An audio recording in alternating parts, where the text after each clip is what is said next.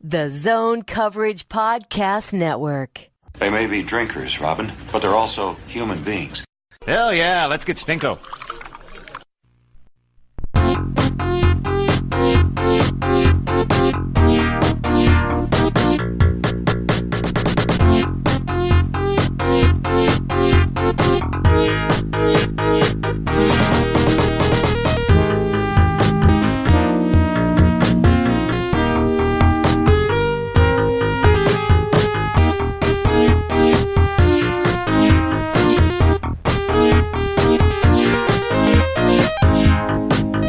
Welcome to Giles and the Goalie Podcast. I am your host, Giles Farrell. Across the internet from me is Ben Remington. Hello. And Ben, are you enjoying the Memorial Day weekend? Sure. It's hotter here than the climate in California that I came from, but other than that, I'm hoping to do a little bit of something and a whole lot of nothing. Nothing quite says America by heavy drinking through a weekend. Yes, a 3-day weekend. As I did yesterday, we'll do so today, and maybe not as much tomorrow. Although tomorrow I can kind of dump off on the Liverpool final. Yeah, I caught the tail end of that, and obviously, that's your thing. But and I don't mean to twist the knife at all, but was it just me, or was that like a very Minnesota way to lose a championship game? It was, and I don't know. It's a lot to digest right now because it's still fresh, and this is really my first major championship game experience as a sports fan, as I'm kind of young and never really experienced the Twins. So sure. I was kind of mentally prepared for Liverpool to lose to Real Madrid yesterday because they're a good football team. They're always one of the best in the world, and they've won 3 Champions League titles now. So you knew there was a possibility of that. It just, the way it happened was not how you wanted to lose. Like, you don't want your best player to go off in the 30th minute because he gets hurt, in which it looks like the guy kind of tried to intentionally hurt him. Right. And I don't know if you said you didn't catch the first half, but Sergio Ramos, the Madrid defender who injured Mohamed Salah, Liverpool's best player, was literally clutching and grabbing and diving all game long. And as I tweeted, even the worst hockey players would be embarrassed at the amount of clutching and grabbing he did in the first half. He had gone full 90s New Jersey Devils. Yep. And then I didn't see this, but he took a run at Liverpool's goalkeeper and elbowed him in the head, and Karius was knocked over. And then 2 minutes later, that's when he made his first error, which resulted in a goal, and then he let that other one slip away. And it was a pretty clear shot in the head. Nothing was called. So that was, I don't know. That was the frustrating part because, I wanted to see Liverpool and Real Madrid actually play football, not, that garbage that Real Madrid put on. So, sure.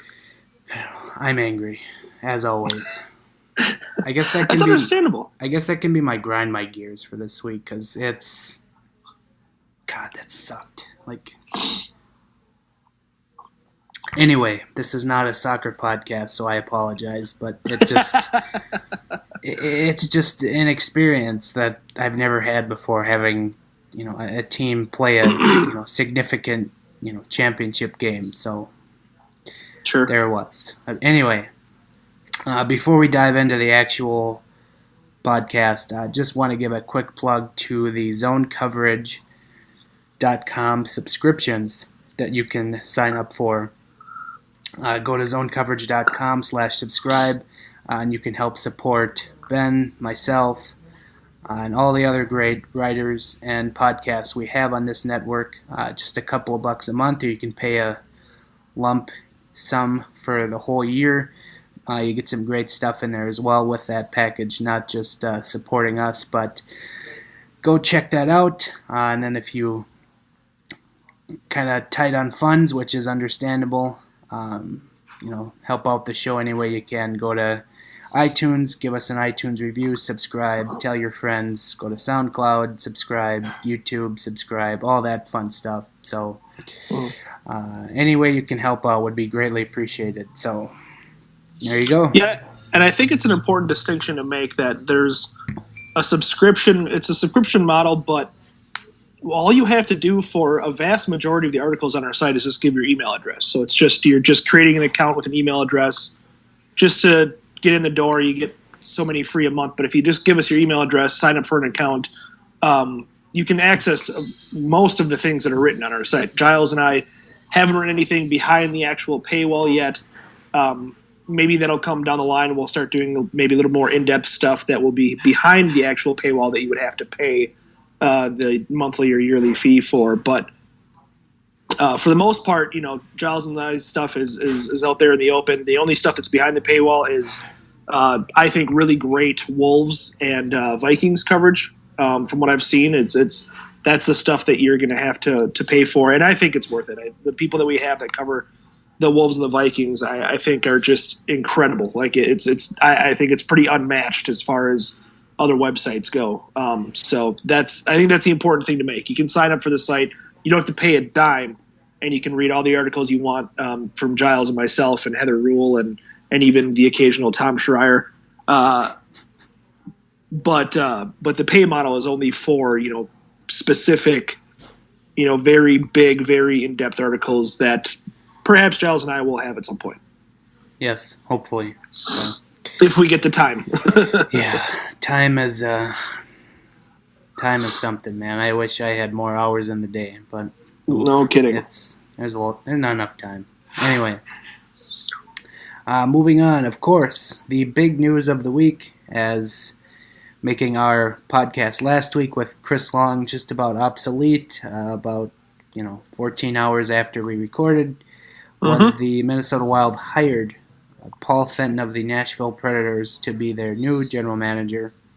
And the news conference was Tuesday. Ben, your overall thoughts on the Paul Fenton hiring before we dive into what he said on Tuesday? We talked about it, a lot beforehand, which is why we were kind of comfortable with not doing an emergency podcast early in the week, right? So, right. We also just didn't have time. That too. You gotta like the hire. I mean, you really do, and maybe Paul Fenton is going to be a horrific GM. We really have no idea, but his credentials, what he's done. Everything that he's done, almost in life. If you read the Michael Russo article about him, I mean, the path that he took to getting here has been a long one. And he's a guy that's definitely paid his dues. And he's a guy who has definitely earned this. And not just he's been around for 20 years, give him the job. He's done a really good job everywhere he's gone. So you really got to like the hire. I mean, it's one thing to be like, oh, well, he's Leopold's guy, came from Nashville, Ryan Suter, blah, blah, blah. But, yeah, you really got to like the hire. And I think everything that Paul Fenton has done leading up to this, points to him being a good GM. We'll see if he ends up being a great GM. I've never heard the word tweak more than the news conference on Tuesday, in which I talked with our guest a little bit later, Brian Murphy of the Pioneer Press, but they are pretty hell-bent on the fact that the Wild roster can be tweaked, and what he can do remains to be seen. But like I also said, that Fenton working for Nashville and seeing the Wild 4 or 5 times a year will probably help him have an idea of what players maybe he wants to move on, and obviously he's gonna do his due diligence, talk to everyone he can, and probably watch a lot of film and whatnot before the off season ends, or begins, I should say, here in just a short couple of weeks. But it sounds like he's gonna jump right into the deep end and make a move or two right away. That's kind of the thing one of the things I took away at first was, he's not going to wait around like you may see with other general managers. He's going right into the deep end. Right. Yeah, I think he realizes that there isn't, the window here is relatively short. And so he can't, like a lot of GMs probably would love to have an entire season just to sit on the team, to observe. He doesn't have that kind of time. So I think you're right about that. So I wrote about this end zone coverage after the news conference, and I went back and watched just to make sure, I caught everything, and I was kind of noting some stuff as we were going along, but I also went back and caught a few things that I missed. But obviously the word tweak was used a whole hell of a lot. And I think my first, big kind of takeaway was I kind of threw the idea out there because everyone was seemingly, taking pot shots at Paul Fenton already, and I know you have a few words on that here, but, what if, Paul Fenton actually believes that this roster just needs, a trade or two to, make it better? What if he wasn't just saying those things to get this job, his dream job, as we have read about from The Athletic? What if he actually does believe these things and, is going to make the moves necessary to make this team better? Yeah, absolutely. And then I think you need to look no further than the Nashville Predators. 3 seasons ago, would you say the Nashville Predators were a Stanley Cup contender? Absolutely not. And they were kind of a team very similar to the Wild, where they were a fringe team that would make the playoffs on occasion but never really did anything. And what happened is they had a couple of hockey trades. You've got your Seth Jones for your Johansson. You've got your infamous Subban for Weber trade. You've got, then they go out and they sign Nick Bonino. They go out and, it's moves like that. And so, the Philip Forsberg, obviously, that was a big one as well. Those are hockey trades. And so, those are tweaks. Hockey trades are tweaks. This is the Nashville Predators didn't go through a full rebuild. They didn't tear it down and rebuild it. And here they are, granted they went out in the second round, but that was, they could have just as easily gone to the Stanley Cup final, I feel like. They were, them and the Jets were probably the best two teams in the league. And so why wouldn't you believe him? He's seen it firsthand. He's been with the Predators where it's like, man, we're a pretty mediocre, middling team. Make a couple of hockey trades, and next thing you know, you win the President's Trophy. So I think you're right. I think he absolutely believes that. I don't think it's a line of BS from him. And I think he also has enough confidence in himself doing a good job that he thinks that he can pull that off. And that's great to see. Kind of a few other things I noted here in the article was, Craig Leopold asked if any GMs had recommended a rebuild. He said no, and maybe that's true, or maybe he just didn't care to say which one, but it sounded like the 6 or 7 guys he talked to said, yeah, there's just some kind of tweaking that needs to be done to this roster, not a full-on overhaul. And, like I also said, Fenton, seemingly kind of has an idea of what he wants to do, but he didn't really allude to what he wanted to do. He just kind of gave a generic general manager speak type answer. Right. And he said, I just got to talk to everyone, but I'm pretty sure he's kind of outlined that already with Craig Leopold in the interview process. So any kind of moves he makes, in the next month probably will be,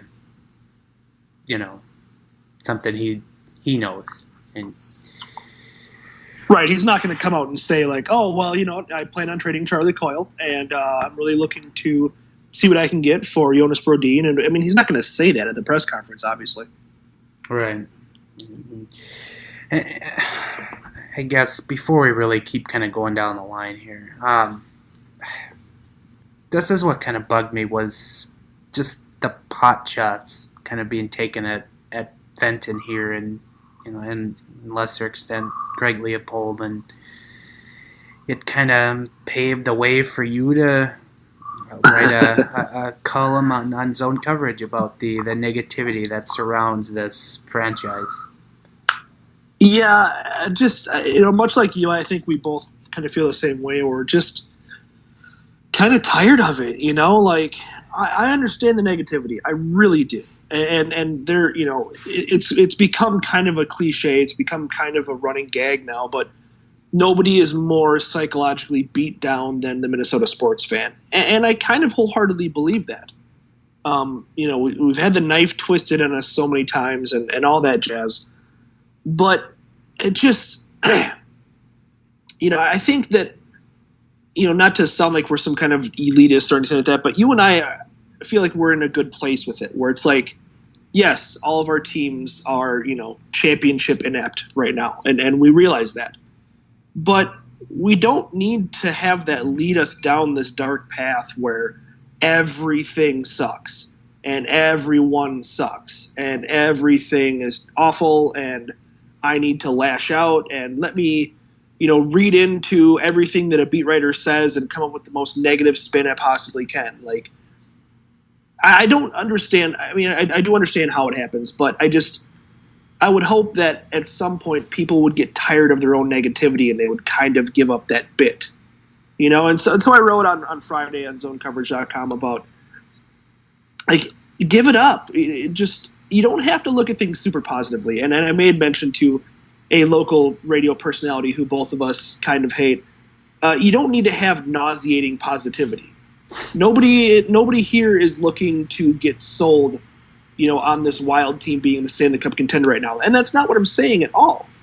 But what I'm saying is you don't need to be grasping at straws just to be angry with Ryan Suter for getting a phone call from Craig Leopold about this GM job.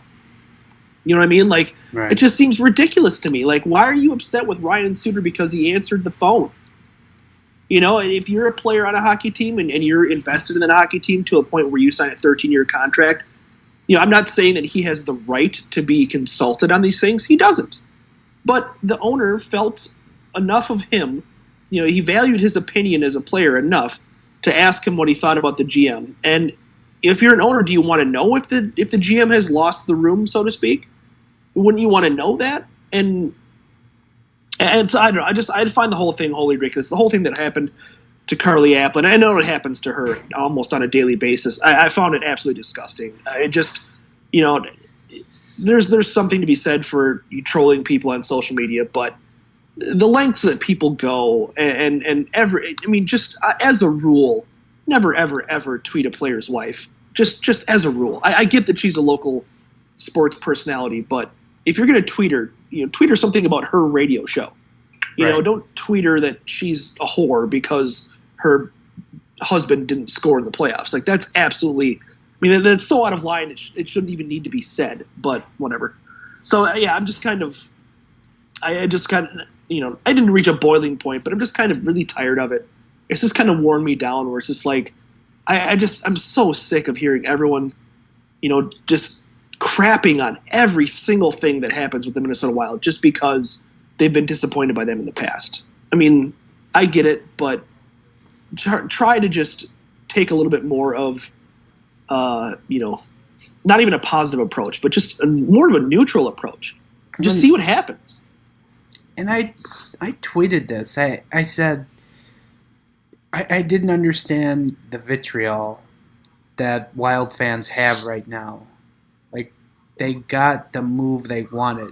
There was a general manager change. And, like, I get it. You want, a deep playoff run. You want those expectations to be met. And that's understandable. But to still have this kind of vitriol after you got the change you wanted to get these expectations met, I didn't get it. So I just didn't get, people kind of dumping on Paul Fenton and the guy was just introduced as the general manager. It was like, Right. when we look back on this in like 5 years, like it's just going to be such a joke that this is how, we've kind of spent the first week of his tenure just going, really, people? Like we have to say this, but Right. and you and I can sit here and vent about Minnesota fans all day, but we can continue. So other thoughts I had on the Fenton, introductory news conference was kind of the other, a low key thing that was said was, he is going to, essentially rebuild the Wild farm system, citing his success with the Nashville Predators and their Milwaukee AHL affiliate. As I said, the Wild are lacking in prospects, and while the Iowa Wild have had back-to-back more competitive seasons, they still haven't hit the playoffs in 5 years, and perhaps a reason for that is they've just kind of filled the roster with AHL journeymen to play top minutes, and those positions you usually want to see, your best prospects playing, and that's why you see the more successful AHL teams, they have prospects kind of leading the way, not no disrespect to like the Cal O'Reillys and Kyle Rouse, I guess. I wouldn't maybe put Kyle Rouse in that AHL journeyman yet, but there is a significant void in the Wild pipeline, and he has to kind of fix that. And that was essentially how Chuck Fletcher inherited the Wild when he was hired. There was a bare cupboard, and he has left the cupboard just about bare. Although he has a pretty much more competitive hockey team that he left his successor, but Right.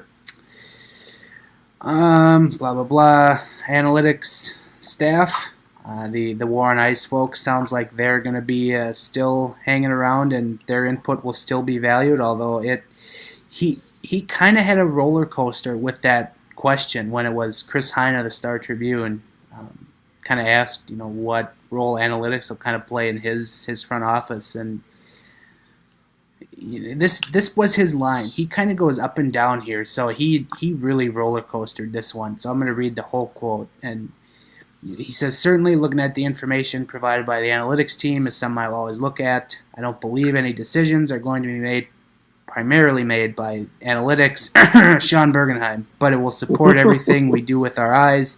That's the most important thing. I will use every resource we have." So he goes from, I will take your analytics information and certainly value it. Then we get to the eye test, which the analytics people probably cringe at. And then we go back up to, I will use every resource we have. So, Right.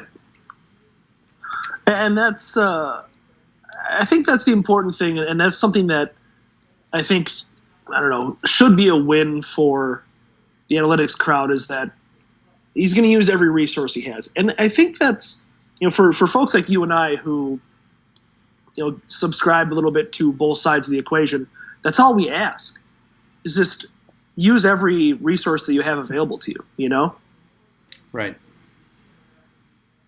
Yeah. And then the other really, the last two things I have here. When asked on Bruce Boudreau on, what he's going to do with the head coach, basically he just gave, generic general manager speak for, we got to get to know each other and blah, blah, blah. And I pretty much said in the zone coverage piece I wrote, it just translated, we will see how next year goes with us.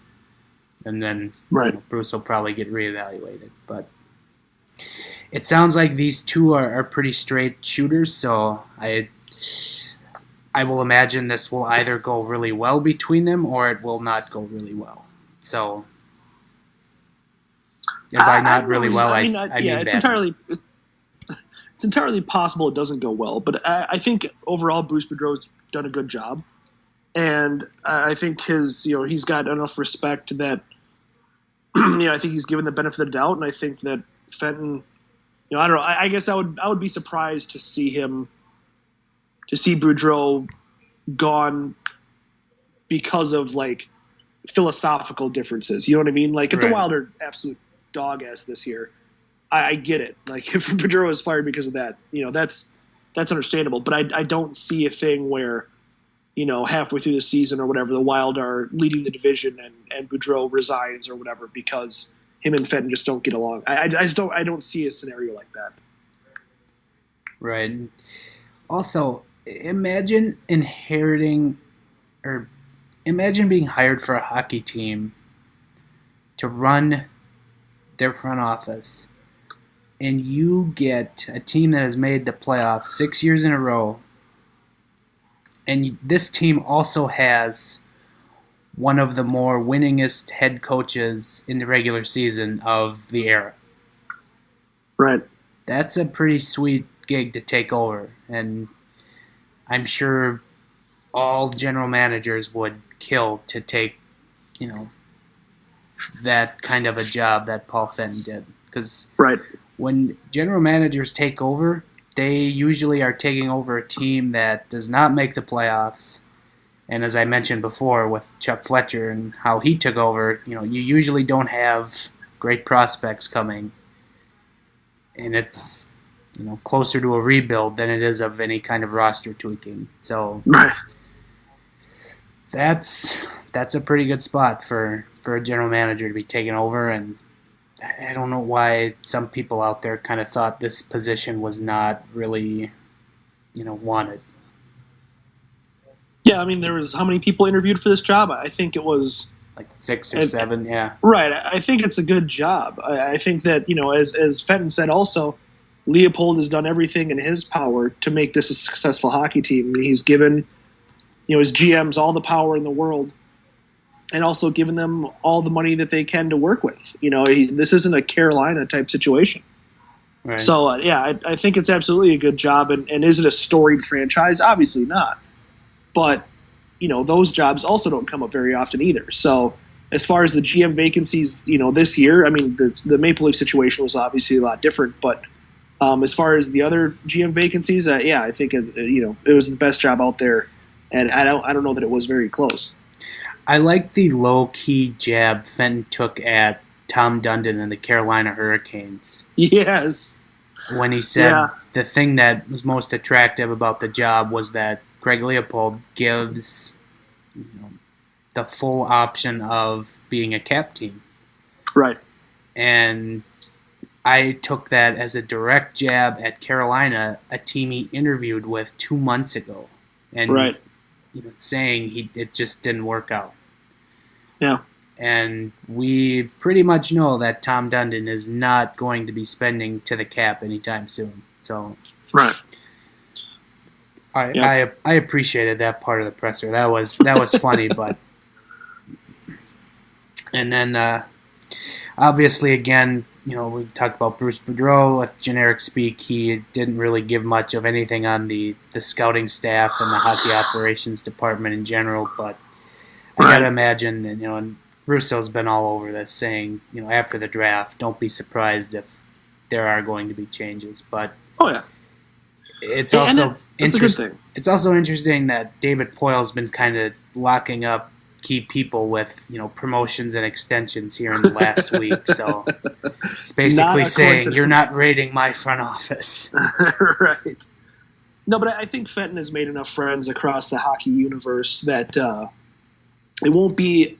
I don't think it'll be a problem for him to bring in some good people. And not to say the Wild don't have good people, but I think there's some changes that need to be made. Just kind of in general. In the Wild front office. I mean, changing one guy, I think, is good, obviously, when it's the guy in charge. But I think they're probably, Russo's basically said that Brent Flair probably isn't going to hang around. And Brent Flair will land on his feet. He'll get a job with another team, no problem. So I wouldn't worry about that too much. But it's just, it's good that they'll do a little bit of changing of the guard. Right. And then last thing I kind of had noted here was, and I probably should have fired this in when we were venting about the fans, but basically one of the last things Fenton said in the news conference was he's not going to throw stones. Essentially he was asked about the expansion draft, and that's when we kind of got the pot shot comment from Craig Leopold about, having a hand on the Seattle expansion draft, which was 100% a joke. He is by no means saying he's going to be involved in the decision of who the Wild try to angle to give to Seattle. If you think otherwise, that's... Yeah, I took it a completely different way. Russo tweeted that he was talking about Hall and Tuck, obviously, but I felt like Russo was kind of joking when he said that. I don't know. Right. I took it a completely different way, that Leopold's, maybe wants to tweak the rules next time around, and that is something that is absolutely 100% in his power. I just don't know how much rule tweaking there's going to be when Seattle's going to pay $650 million. That's true. To get in the league, which is $150 more than the Vegas Golden Knights, who are in the Stanley Cup final, as we're going to get to in a little bit. That price just went up on Seattle. Every playoff round that Vegas won, the price went up $50 million. I have the most sympathy for whomever is going to be the general manager of that team. No kidding. Chuck Fletcher.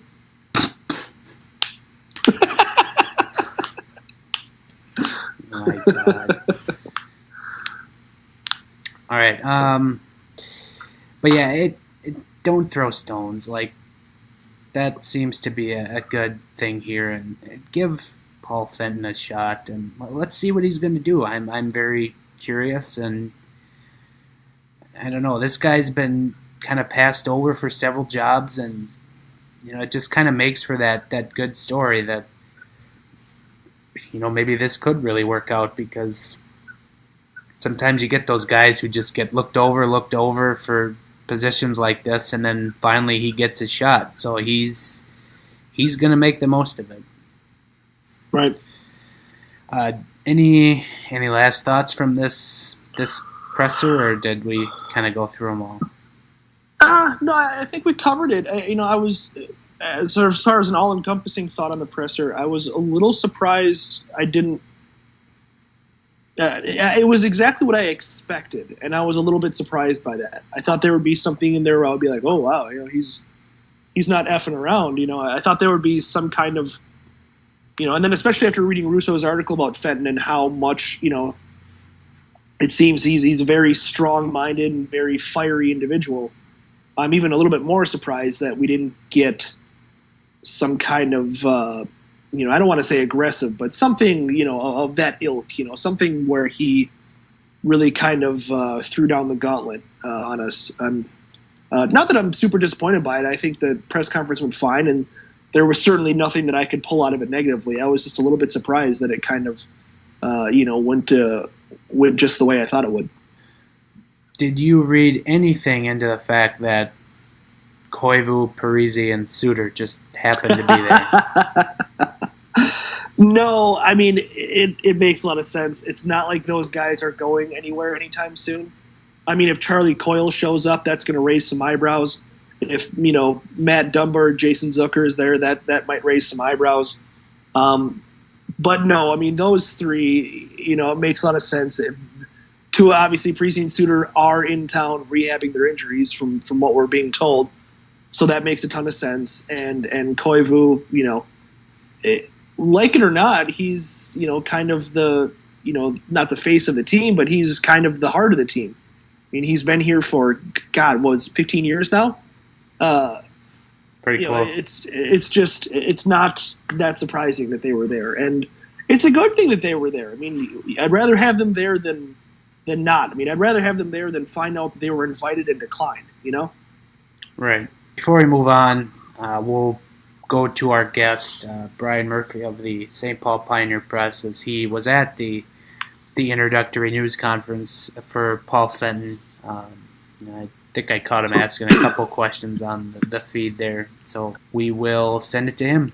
Brian Murphy of the St. Paul Pioneer Press, he is a columnist for the Pioneer Press now, joins us on the Giles and the Goalie podcast. Brian, thanks for joining us today. Sure thing. Tuesday, Minnesota Wild introduced Paul Fenton as their new general manager. What are your thoughts on the hire here as they bring him over from a pretty established Nashville organization? Well, I think it's pretty telling the work Fenton did in Nashville under David Poile. You know, they made a series of shrewd trades, including, you know, the big one to get PK Subban out of Montreal because he was disgruntled there.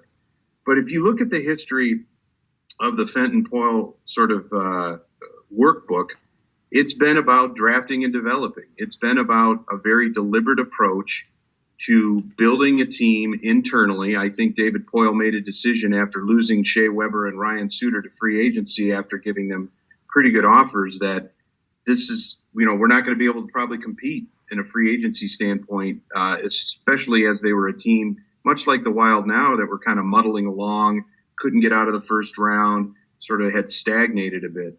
They made the conscious decision to start building and drafting and developing their own talent. Now, the buzzword here in town is from owner Craig Leopold is that the Wild only need to tweak things. They're not that far off from being a legitimate Stanley Cup candidate.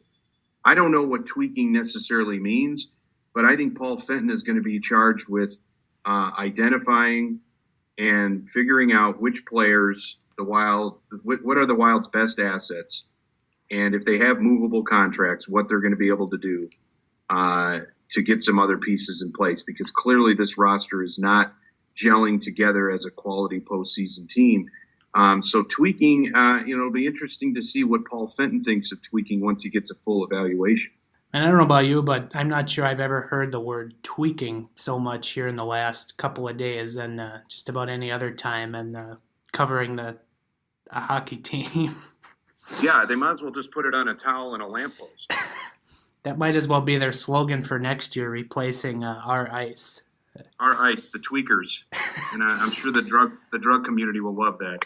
And you mentioned drafting and developing, and while everyone is kind of fixated on the NHL product, that's probably going to be a kind of a sneaky thing that Fenton's going to be tasked with rebuilding here, because in the Chuck Fletcher era, you know, draft picks were kind of given away like, you know, a Snickers bar on Halloween, and the Wild have really struggled to draft and develop, and perhaps something that's been a casualty of that is their AHL team in Iowa, and Fenton kind of cited his success with the AHL team in Milwaukee yesterday. So I'm pretty curious, I guess, to see how he rolls from there. Did you have any kind of other general thoughts from his presser yesterday? Is that, you know, he didn't really seem to give too much away? Yeah, he talked a lot, didn't say much, which was probably smart on his part. I mean, and, you know, everybody wants to know, hey, what's your first move? What's your first priority? Why can't this team get over the hump? In fairness, you know, he was interviewing for the job. I'm sure he said some candid things to Craig Leopold and team president Matt Maka during that interview process about what he would do. But he's not going to share that publicly yet until he has a chance to talk to his staff. I mean, the guy needs to figure out where to park his car. He's got to meet his staff. He's got to talk to some of the players. I mean, it should be noted that Captain Mikko Koivu and assistant captains Zach Parise and Ryan Suter were there. They were They're obviously still rehabbing from their late season, postseason injuries. Not so much Mikko, but Ryan and Zach. So they were present, and you know, Fenton identified them as people he's going to talk to immediately. Those are also three of the guys that have the most unmovable contracts out there. So on a roster that really doesn't have any sacred cows, there are certain players for financial and age reasons that you're just not going to be able to move. But I don't think there's an untouchable on that roster other than those three guys. So, you know, if I'm Eric Stahl, if I'm Jason Zucker and Nino Niederreiter, Charlie Coyle, maybe even Jared Spurgeon, or maybe even Matt Dumba, I know they just, dealt with him recently, but I'm thinking Nobody's safe, nor should they be. I mean, this is a team with 3 straight first-round playoff exits. So as productive as some of those players have been, and I know Charlie Coyle and Nino Niederreiter did not have good seasons last year, if they can package some of these players in for some assets and some hockey trades, and Fenton was very adamant about saying, I'm not looking to dump salary, I'm interested in making hockey trades. I think the Wild are going to be very active in the trade market. When you mentioned Koivu, Parisi, Suter were all in attendance at Tuesday's news conference, did they have anything of note to say, or was it just kind of standard, player speak for when a new general manager comes in? It was pretty standard player speak. I didn't take too much active role in those interviews, but I mean, in reading the coverage, I mean, they're just kind of getting to know their new boss as well. But since these guys are already under long-term contracts, I think they're at most they might be consulted on how an acquisition or a departure may affect the dressing room. But I don't think you're going to see these aren't this isn't the NBA. This isn't LeBron James, Steph Curry. These guys aren't going to necessarily Kevin Durant. They're not going to be looked for approval for a deal. And I think they're chastened enough and humbled enough, knowing their playoff history, that changes are in the work. I mean, this is going to have to happen. I mean, 2 years ago it was Mike Yeo that lost his job, and John Torchetti, his interim successor, was not the answer. Bruce Boudreau was brought in. Bruce Boudreau was brought in to drag this team across the finish line. He has yet to be able to do that. He's got 2 playoff victories in 10 games, first-round games. Chuck Fletcher's now gone.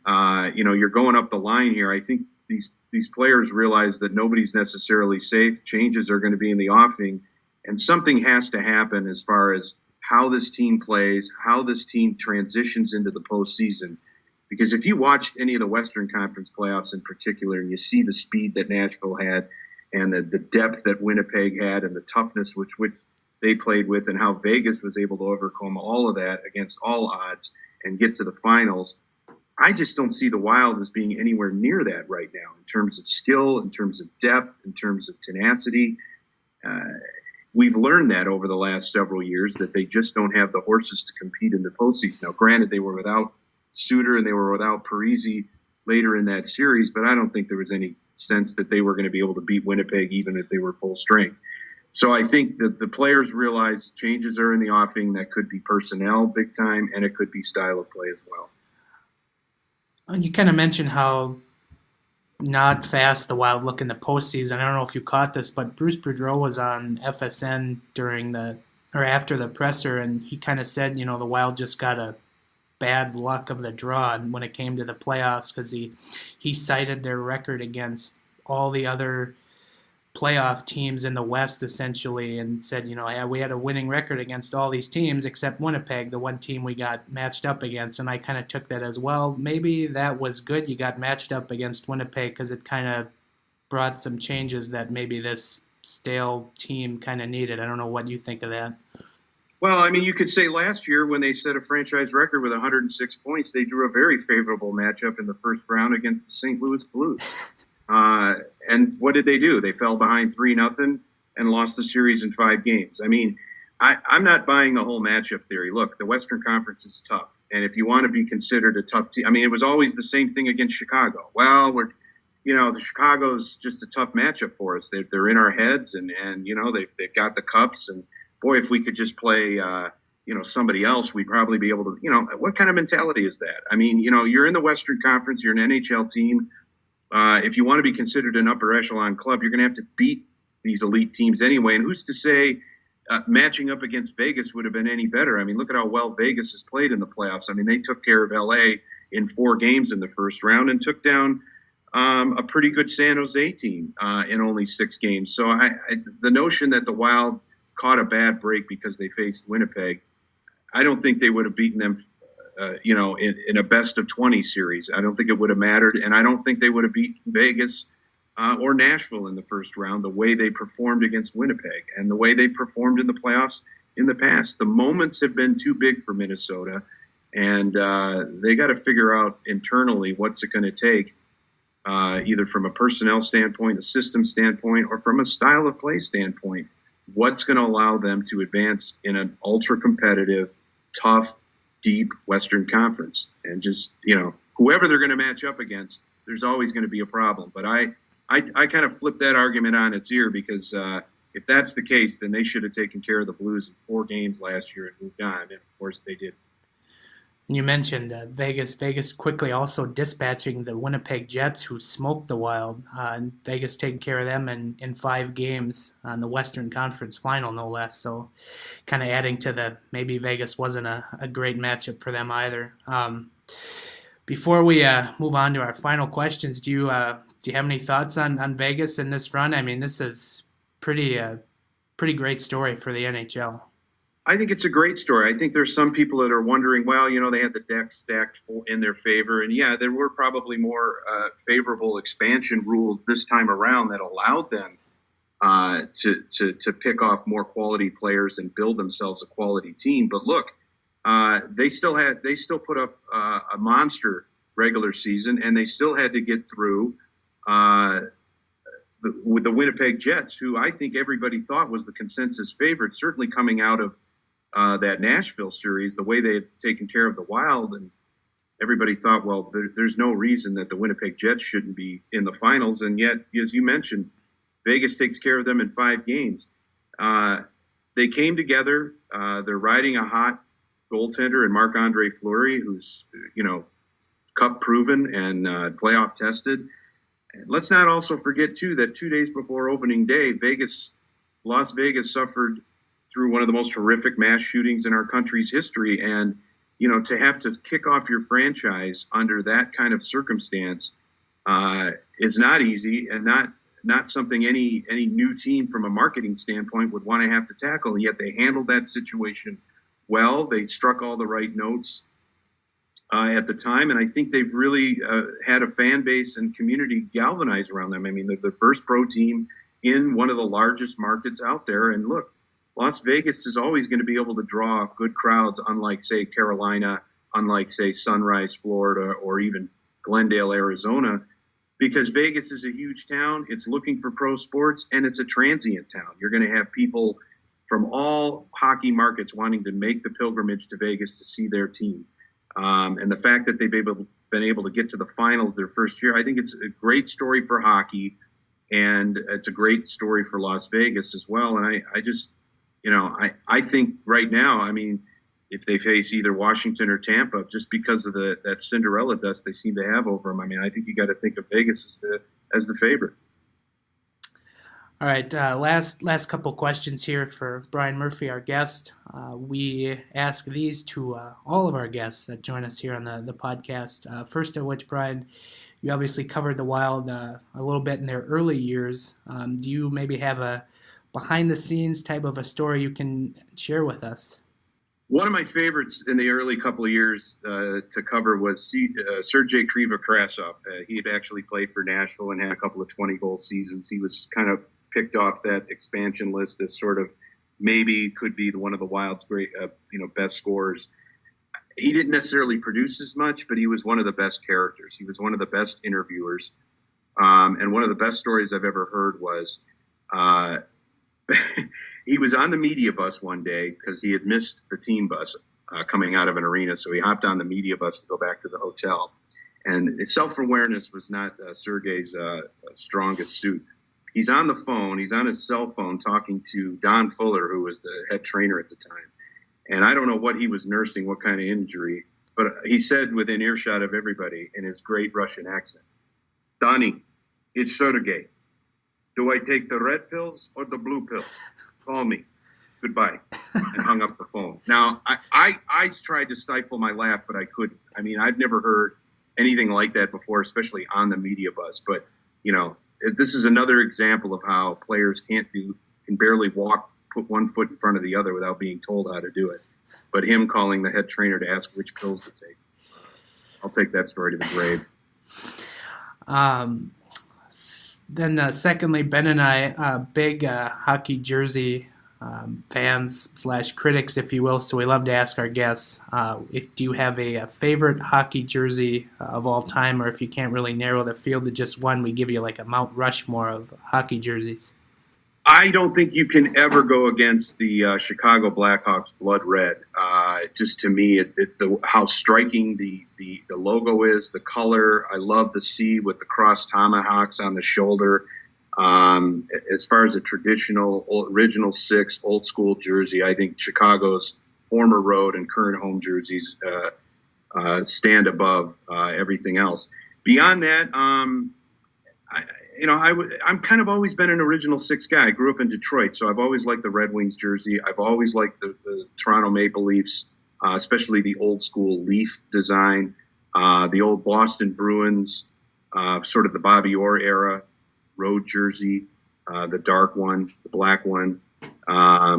Philadelphia, I thought, has always had an interesting, the orange jerseys have always popped out. So I know I'm kind of going down the line here, but I don't think anything new or old can top the Blackhawks blood red. No, that's definitely a favorite of ours, and it's kind of a common one we get here on the show. And then last question for you, Brian. This is a little bit off the board, but Ben and I do argue about this at length a bit. Do you consider soup to be a meal? Oh, yeah, depending on what kind of soup it is, absolutely. Especially a chicken wild rice soup, if made properly. I could eat that all day, every day. Any broth-based soup, probably not. Maybe vegetable beef you could make a slight argument for. But to me, any cream-based type soup with meat in it, absolutely can eat like a meal. Perfect. That definitely goes to my side of the argument, and I certainly love to hear that. Brian, before I let you go, is there anything you want to plug, or where can people find you on social media?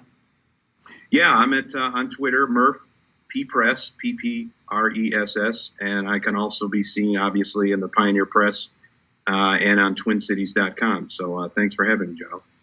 Yeah, thanks for joining us, and we'll definitely chat with you again down the road here. All right, sounds good. Thanks to Brian for joining us once again. Caught him just before he was heading out to catch a Vikings practice. So very appreciative to have him jump on with us there during the week. So he has maybe a little bit more of a grim outlook on the Wild, maybe, but hey, that's maybe that's not a bad thing to have. I don't know. It wasn't even. I don't know that it was grim on his part as much as he just. Maybe grim wasn't the right. Maybe it's just realistic. Maybe was the word I was looking for. Yeah, and to our point that we talked about earlier, I don't think he was very negative about things. He just wasn't very positive about things. He's just kind of taking a very wait and see approach to it. I felt like maybe he was negative and he was just trying to be nice about it. I don't know. And hey, he did join the Soup as a Meal bandwagon, so there's a... Yeah, I wasn't going to bring that up, but... Hey, anytime I get a victory, I take it. Yeah, I mean, but every time they say soup as a meal, he had the caveat that broth-type soups weren't meals, so I'm just going to go ahead and hang my hat on that as a quarter victory or something. Most of our guests side with you, but yet you take the little victory. I don't think that most of them have sided with me. I don't think that's necessarily accurate. I think most do. I just hang my hat on Craig Custance, just straight raking you over the coals. Yeah. That's fair. That's probably the best moment of the season. Other news of the week. It was revealed the day after the Paul Fenton introductory news conference that Charlie Coyle had a procedure on both wrists to kind of repair some tendons or whatnot in his wrists, which greatly affected him from what sounded like January moving on. And the guy could barely stick handle. And I don't know about you, but it's commendable that Charlie Coyle has tried to play through that kind of an injury, and he did so a few seasons ago when he played through those 2 separated shoulders in the playoffs. But man, it just waiting this long to get that done just didn't seem right to me. And this certainly, I have to put an asterisk now next to our player grades from a couple of weeks ago when I handed Charlie Coyle an F. And usually we find out that kind of stuff, when it's like locker room clean out day. And so that's why we kind of held off on the player grades until then. But man, that kind of changes my opinion. But it just trying to play through that when you just have no hands whatsoever. Just, I don't know. It felt like something that maybe should have just been dealt with immediately. Yeah, I hear you there. It's disappointing, and it's like it kind of goes back to the Preezy argument where he was trying to play through that, and I don't know. I mean, when you're that ineffective, to your point, is it really worth playing through? I don't know. It just seems to me like, yeah, you're hurt, and at least like with Nino, we knew about it, and he certainly had a disappointing season too. But I don't know. It just seems to me like these guys are playing through a lot of injuries where they're completely ineffective. Yeah, and it just kind of makes you wonder why are you playing through it then?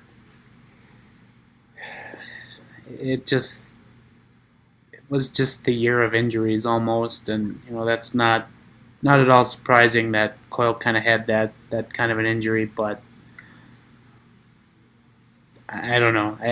They seemingly did fine when he was not playing anywhere up to par. So I guess I don't think that would have been such a huge loss to have him just get that fixed then and there, and maybe have him more healthy in the postseason. But right, then again, I don't think a healthy Charlie Coyle was going to be the utmost difference in that series against the Jets. So,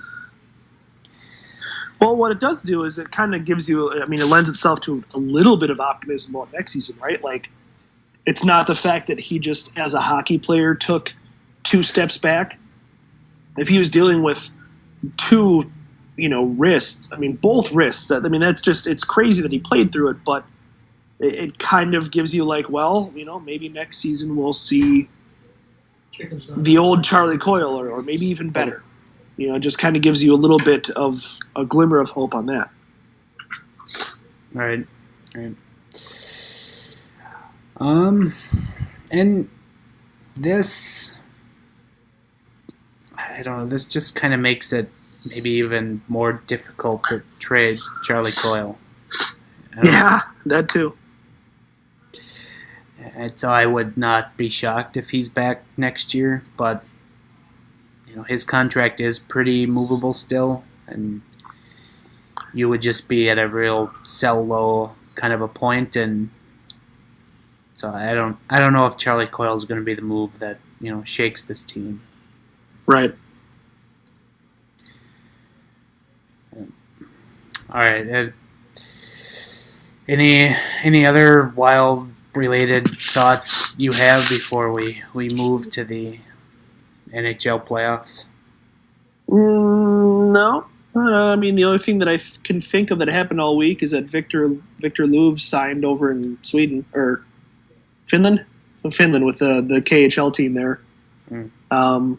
That's literally it. There you go. That's not a lot of news. Yeah. All right. Stanley Cup Final.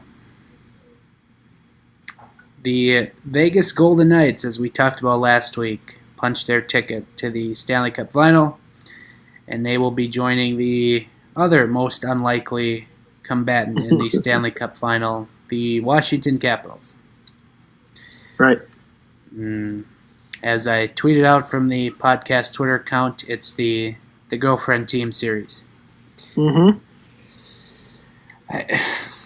First of all, I was expecting a lot more punch from Tampa Bay in the last 2 games of that series, Game 6 and No 7. kidding. And then it pretty much sounded like when they were kind of sliding away in Game 6, the mentality was, we still have a game, which is a horrible mentality to have. And Mm-hmm. then they just laid an absolute egg in Game 7. But Mm-hmm. maybe that spoke more to the Capitals playing really well in their own end and Braden Holtby just playing wonderful in goal. Right. I don't know if you had any hot Lightning takes, but it was just disappointing, and that was one of the more disappointing Game 7s that I can remember. Yeah, I'm with you on that. It was not a great effort by the Lightning, and you always want to see Game 7s, but you want to see entertaining Game 7s. So, right. There's usually a punch in Game 7. And right. And so, yeah, that was pretty brutal, quite frankly. So, I don't know. Yeah, I mean, the Lightning, that really kind of, I don't know, shows. I feel like it shows not a great side of them, that they just kind of rolled over and died there. But who knows what they're dealing with? Who knows what was going on in that locker room or whatever? So I don't know. It's tough to damn them, but it did not look good from them. Yeah, good on. But good on the Lightning, or the Capitals. I was gonna say good on Ovechkin for picking up the Wales Trophy. Yes, that too. It almost looked like he was gonna skate around with it, and Brooks Orpik, as was caught on NBCSN, literally telling him, put it back. Yeah. Yeah, we talked about that last week, where you're in the visiting arena, you probably don't do the victory lap. As happy as he is, and everyone should understand how happy he is, that's not a particularly great look to do the victory lap in the visiting arena. I don't know if you saw this, but the Wales Trophy is currently residing at the Ovechkin household. Oh, really? That's awesome. I didn't know they let them do that. Ovechkin's wife put it on some kind of social media that it was just sitting on their dinner table, and I think it was Instagram, but that's awesome. It just wonderful. I hope the next thing on his dinner table is a Stanley Cup. Right. So the Stanley Cup final starting on Monday, Memorial Day. Golden Knights, Washington Capitals. Thoughts on the final series of the postseason? I mean, as far as unexpected matchups go, I think this one is up there. But I'm excited for it. I mean, it's a new team winning the Stanley Cup for the first time, no matter what happens. So you got to be happy as a fan. You got to be happy for either fan base. I mean, certainly the Washington fan base. They really. I mean that. We talked about it with Chris Long last week, but man, that town needs a title, and especially fans of that team. And Vegas, I mean, even if they win, and you can say all you want about their fans not having to suffer through anything really, but that's a really special story that no one can really match. And I think if they win this, and they go on to win the Stanley Cup in their first season. Even if they don't win the Stanley Cup again for another 25 years, they'll always have that, right. And I think that's something to kind of consider as well. I just can't fathom those who are just really trying to hate on the Golden Knights run. It's such an incredible story, and it's just bitterness. Blows my mind. Yeah, that's really all it is. And I don't know. Any other year, I'd be all on that bandwagon, but this is not the year. I'm firmly in the driver's seat of the opposite bandwagon. So there you go. Yeah, and even picking Vegas as my girlfriend team as I did, and I would like to see them win, but I really would like to see Washington win as well. I mean, probably they need it more so. I think, and Ovechkin especially, like it. it really sucks that he has to win a cup to be appreciated. But, now maybe when he does, it'll just kind of be like, all the critics, all the naysayers can finally shut the hell up. And I'd almost say that I think he's kind of shut up the naysayers already. Just how he's played in this playoffs and getting Washington, this far is, credit to him. And, that goal in Game 7 to open the scoring against Tampa Bay was quite something. And I don't know.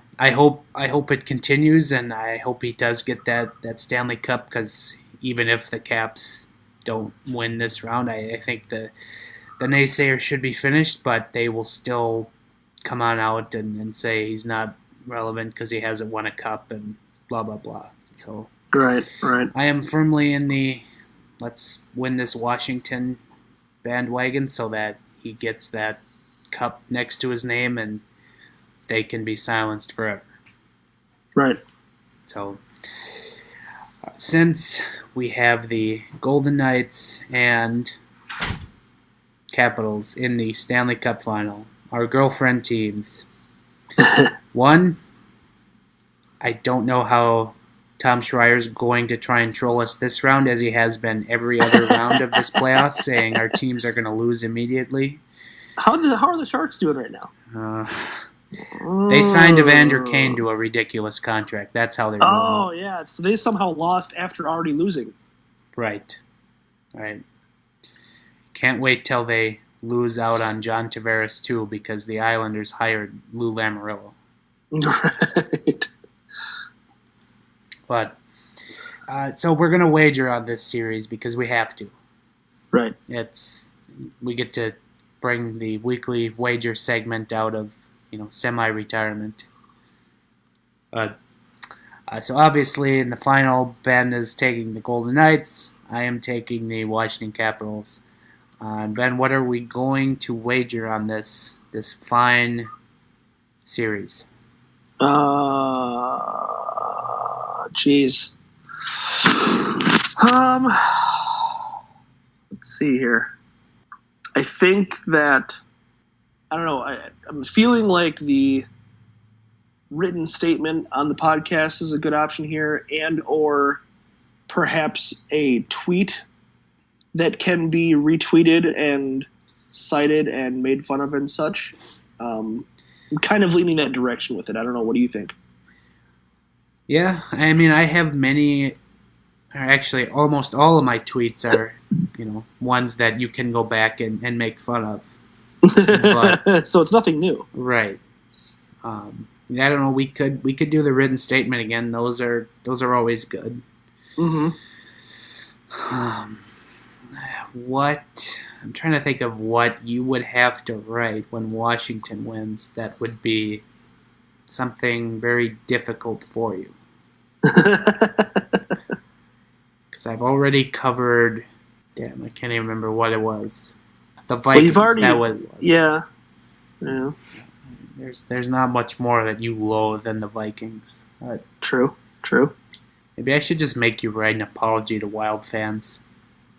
Oh God, that's a good one. that is a good one. There it is. Got it. No. All right. For you, I think. Oh, geez. I don't have anything quite as up there for you. I think for you, I'm going to have you write a brief letter of appreciation to Barry Alvarez. Oh. Damn. I cringe thinking about it, so it's good. Oh, all right. There you go. Those are pretty dastardly. Yeah. That's it. There you go. There's the wager. So I am fully stoked for this series and fully ready for the Capitals to win, so I don't have to even think about typing a single letter in that Barry Alvarez appreciation. Okay. All right, there you go. There's the wager. And that can probably call it a show. So we're not going to argue about how wrong you are about Chick-fil-A today? I mean, sure. I mean, I'm right in the fact that it's not good. Oh my God. I've been holding this in like a fart all episode long, and I don't you and our Twitter friend Drunken Carney, I don't understand how, like, what do you think is bad about it? I don't get how you could find it to be bad or even like average or subpar. Okay, I guess let me clarify, because I think when I jumped in, I just said it was overrated. Okay, well, I mean, I guess I'll listen to that. I guess I shouldn't have said like it was bad. I mean, I just thought for what I was paying, I was like, okay, this is not that good. So, well, what you're paying, it's not like it's exorbitantly expensive there. I mean, it's not like a dollar menu type stuff, but it's not like it's outrageous. I don't know. It also kind of plays into that thing where people kind of talk it up a whole lot, then you finally have it, and then you're just like, oh, okay. Like, this is why I hate when people talk anything up to me, because you always end up disappointed. Correct. Yeah, that's fair. So, yeah, I don't know. And not that I'm like, the world's biggest Chick-fil-A fan, but I mean, I just don't think that it's a stretch to say that it's really good. I mean, in the realm of fast food, let's be real here. In the realm of fast food, it's very good. Right. I don't understand how. It's I'm not missing it. Like I've pretty much kind of cut out fast food, which nothing wrong with that. Probably for the better, but right. I don't know. It's far down the list of fast food places I would have. Oh God, what is wrong with you? That's for a whole nother show. We don't have enough time to rank our fast food. Go down with what's wrong with me. Well, that too. All right. Yeah. I don't know. If you like Chick-fil-A, good on you, but it's not my cup of tea. So. Oh, we just lost so many listeners. Yeah, we only have 3. So. We just lost 2 of them. You scared them all away on Saturday night anyway with your frosted tips and yoga pants image. That was all a joke. I have not worn yoga pants in my life, and I have not had frosted tips since the early 2000s when everyone had frosted tips.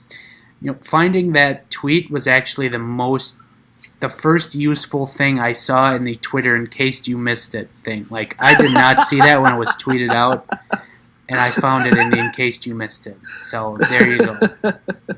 It finally... It pulled through. Yeah, found through in between, more in case you missed it tweets and a bunch of ads. Yeah, right. And tweets other people you follow like that you don't really want to see. Right. Yep, I get a lot of those. God, I hate Twitter. Yeah, right. All right. Yeah, that can do it for this show. Do you have a final thought or not really? No, Chick-fil-A is good. That's my final thought. And you're wrong. That's my final thought. So, follow Ben and I on Twitter at Ben Remington, at Giles Farrell. Find our podcast Twitter at GATG Wild Podcast. Podcast also on Facebook, Instagram, YouTube. Search for us there, Giles and the Goalie.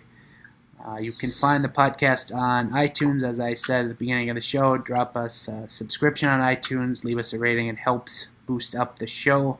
Helps people find it. You can also find the show on SoundCloud, Spotify, iHeartRadio, Google Play, Stitcher, just about any platform you need to listen to a podcast. It is there. Ben and I write for Zone Coverage, as we also hit on at the beginning of the show. Go to zonecoverage.com. Again, if you are very able to, go to zonecoverage.com/subscribe and help out not only Ben, myself, the podcast, but all the other great writers and shows we have on the Zone Coverage Network. And with that said, We will chat with you again next week. Later.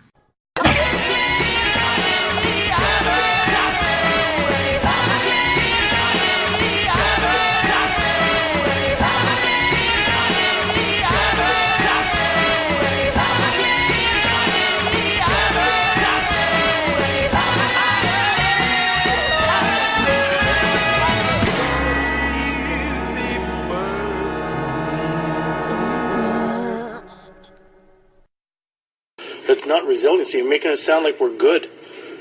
That's all. I'm done.